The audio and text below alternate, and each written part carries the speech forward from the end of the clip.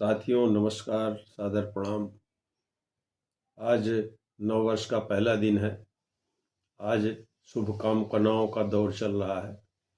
आज के दिन कुछ हम अध्यात्म चर्चा में आपसे विदुर जी द्वारा महाभारत में धृतराष्ट्र को दिए गए कुछ नीति संबंधित उपदेशों के बारे में चर्चा करेंगे। मित्रों, धृतराष्ट्र को विदुर जी ने जीवन में प्रयोग होने वाले बहुत से ऐसे नीतिगत चीज़ों को उपदेश के रूप में दिया था।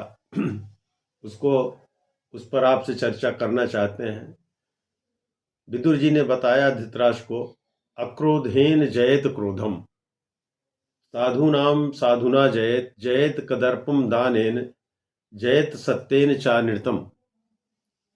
मित्रों, इसका भाव यह है कि बिना क्रोध के क्रोध को जीता जा सकता है।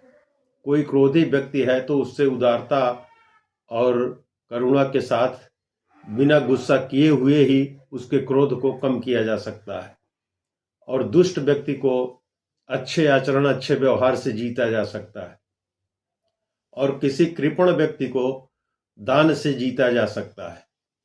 और असत्य को सत्य से जीता जा सकता है। और कितनी अच्छी नीतिगत बात विदुर जी ने धृतराष्ट्र को बताई। और ये बातें, ये श्लोक हमारे जीवन में भी बहुत अनुकरणीय है।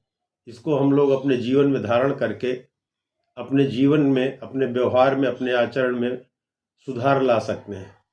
इसी बात को संत कबीर ने अपने शब्दों में कहा, जहाँ तहाँ दया तहाँ धर्म है, जहाँ लोभ तहाँ पाप, जहाँ क्रोध तहाँ काल है, जहाँ क्षमा तहाँ आप। मित्रों, कितने सरल भाषा में संत कबीर ने भी इस बात को बताया कि जहाँ दया तहाँ धर्म है, जहाँ लोभ तहाँ पाप, जहाँ क्रोध तहाँ काल है, जहाँ क्षमा तहाँ आप। लोभ और लालच जहाँ प्रबल होता है वहीं पर पाप का वास होता है और जो आत्मा को पवित्र कर देता है और व्यक्ति दुराचार के रास्ते पर चला। जहाँ क्षमा का भाव है वहाँ ईश्वर स्वयं ही निवास करता है, जो मनुष्य का सर्वोच्च गुण है। मित्रों, नववर्ष पर के प्रथम दिन पर आज हम अपने सभी इष्ट मित्रों से अब देश के संत महात्माओं और मनुष्यों के विचारों को अपने जीवन में धारण करने के लिए हम प्रार्थना करते हैं।